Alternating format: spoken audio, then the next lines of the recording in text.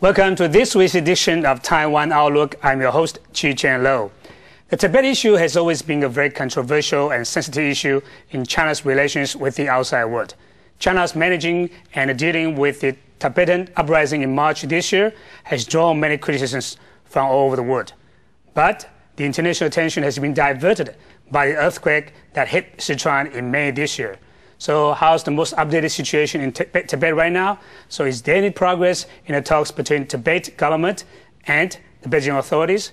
In today's program, we are very delighted to invite Mr. Khedroob Thondup to come to our program. And he's a member of the Tibetan Parliament in Exile. Khedroob, welcome to our program. First of all, thank you for having me here. It's a pleasure to be here today. And I'm here in an unofficial capacity. What I say today does not reflect the Tibetan government or the parliament in exile. All right? But for sure, you will be give us most updated information about Tibet right now. Yes. And you know, from the outside, for the outside world, the uprising seems to be calmed down already. Yes. But the real situation doesn't reveal to the outside world. Yes. So how's the situation now in Tibet? I think the situation in Tibet has improved, but it's still very tense because. Let me give you an example. In Lhasa city, right, people are very scared to move about because you see over 200 people have been shot dead, 200 Tibetans, right, and a few thousands have been maimed, means hurt, right, and they are in hiding because they are not being allowed to be given medical aid, because if they come out, they would be immediately arrested. That's right. And we have a few thousand people who have been arrested. So you see, for the last, since March, April, May, June, Chinese have been arbitrarily arresting Tibetans, questioning them. And then recently, Xinhua has said that they have released 1,000 people. Most of these people have been given, have been imprisoned, given a good beating, and then interrogated, and then innocently, being innocent, they've been released, you see. So this is a current situation all over Tibet is very tense, and people, some Tibetans in certain areas, some monks and some nuns are still having, you see, peaceful protests. You see, basically what Tibetans all over Tibet, the uprising issue basically is they are asking for more human rights, basic human rights, and more freedom of religion. But the thing is, for the outside world, it's very difficult to get access to the information, what's really going on inside Tibet. Right. And Chinese authorities invited some journalists, foreign journalists, correspondents, to go to Tibet to observe the so-called Olympic torch relay. Right. Did they, really find out the truth and the facts inside Tibet? I think you see, to an extent, these journalists have been able to find out the truth, because you see 3 sets of journalists first were invited to central Tibet in Lhasa, and during the press conference, some monks came out and protested and said, we have no human rights. That's and right. all we want is the human rights, and His Holiness the Dalai Lama has no responsibility in this. It's us, the people of Tibet. So you see, I think the second time when they took them to some part in Kansai, right, so the same thing happened, right? So I think you see, of course, recently when the Olympic torch was being taken to Lhasa, and they took these foreign troops, but foreign, journalists, but I think this was a very programmed and controlled, event. So they only allowed them the opening ceremony and the closing ceremony. So they could not travel freely inside Yes, they could Tibet. not travel freely. And I think as a Tibetan, after you have shot and killed 200 of my people, and then you bring this Olympic torch and you ask us to be exuberant about this torch, I think this is really a very sad thing to do. That's why, right. you see, in anybody's minds outside of China will think, this is very hilarious, you see. This is something very silly to do. But it's an insult to the people in Tibet, right? Yes, it's not only an insult, but it's done in very bad faith, right? Right. But then, of course, the Chinese, they've also taken the Olympic torch up Mount Everest, right? That's right. And this is also something which most people in the outside world have felt very adverse, that you have done all these bad things inside Tibet, and then you still want to take. So what does this Olympic torch really represent for China or for Tibet? it does not reflect the Olympic spirit. That's right. You see, the Olympic spirit is to create harmony and goodwill and peace. But this is creating only a false sense of pride or nationalism for the Chinese. So we can see that during the uprising, the Chinese terrorized media tried to portray the issue of some hooligans or even uncivilized people in Tibet tried to overthrow the government over there, or even some sort of ethnic tension between the two groups.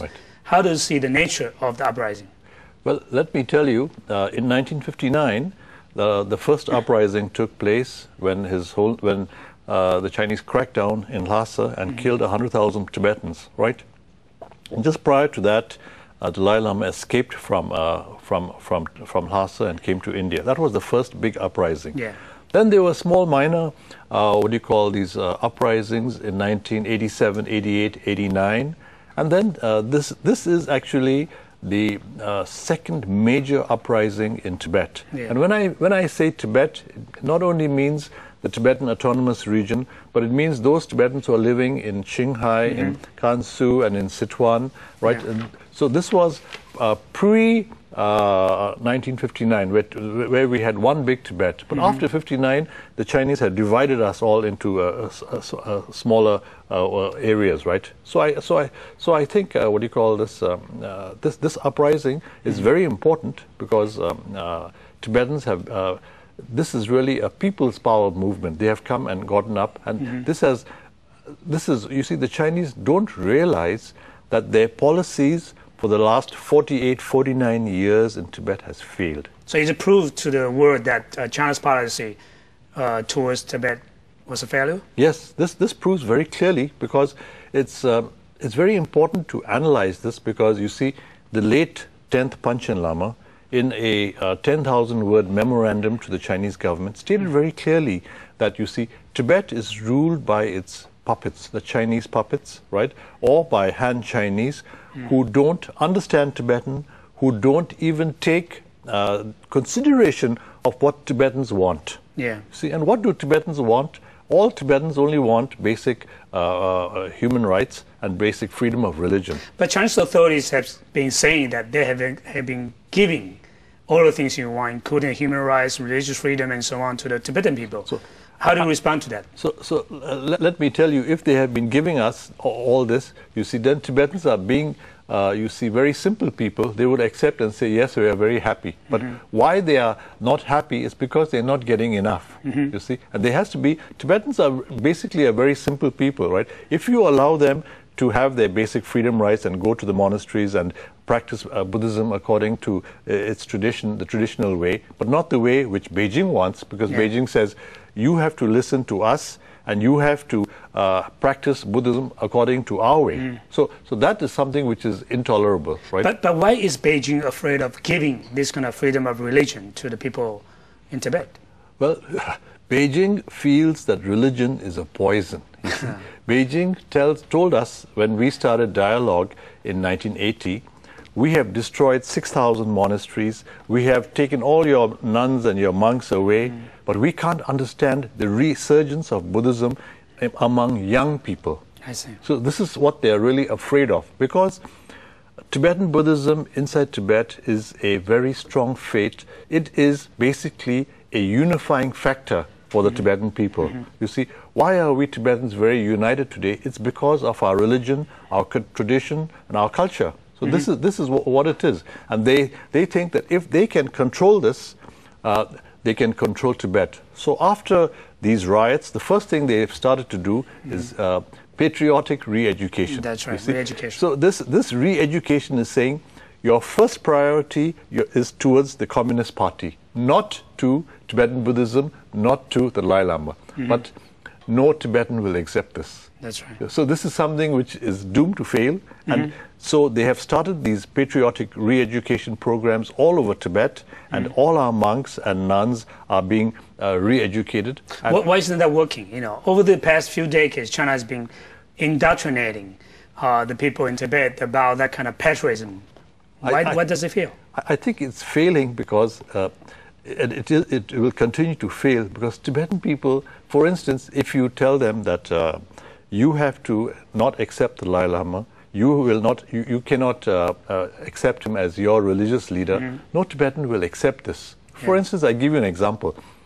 You see, Beijing has started this state amendment religious affairs, made some amendments saying that all future lamas have to be recognized by Beijing first. So you see, this is very silly because no Tibetan will accept this. For instance, take the Beijing appointed Panchen, right? Nobody recognizes him, you see. So we all, as every Tibetan, 99% of us will think only those lamas who have been recognized by other lamas will be our true lamas. So this is a very simple thing, right? That's right. And this belief, which is over 1,000 years old, cannot be changed overnight. Yeah. But the thing is, China has been very successfully using the media to teach the Han Chinese people, especially inside the mainland China, to define the nature of the uprising in Tibet. So there's a rising nationalism on the part of the Han Chinese. Right. So do you think, are you afraid of this kind of ethnic tension between these two groups of people? Right. I think this is a very, what do you call this, important point which you have raised, Professor Loh. I think, you see, we all Tibetans, as Tibetans, are afraid that, you see, the Chinese government is using the Tibetan uprising towards their own needs to tell the Chinese people that it's these Tibetans who have uprised and killed a few Chinese people inside Lhasa. Of course, this is this is out of control, but then this is being used by them, and then all over China, Chinese people are saying that, you see, these Tibetans, they have done all this wrong. They have killed maybe a handful of Chinese, but then their government at the same time does not tell them how many Tibetans they have killed. You see, they have killed over 200 Tibetans, and they have killed them like animals. They have shot them, you see. So this is something which they don't tell their people. And also, this kind of nationalism which they are building up is being kind of showing that they are patriotic to their towards you see, some sort of Chinese nationalism. I think this is very wrong, and I think this has also overflowed into overseas communities all over the world. And I think the Dalai Lama is addressing this, and wherever he has an opportunity, whether it's in Europe or whether it's in the States or in Australia, he talks out to the Chinese communities to say that we Tibetans are not trying to do anything of this sort. Right? But unfortunately, leaders in Beijing have been accusing His Holiness Dalai Lama of, conspiring this uprising. So when we come back, we will talk about how true is that kind of accusation, and is that China's way of finding a scapegoat for their wrongdoings in Tibet. Right. So don't go away. We'll be back after these messages.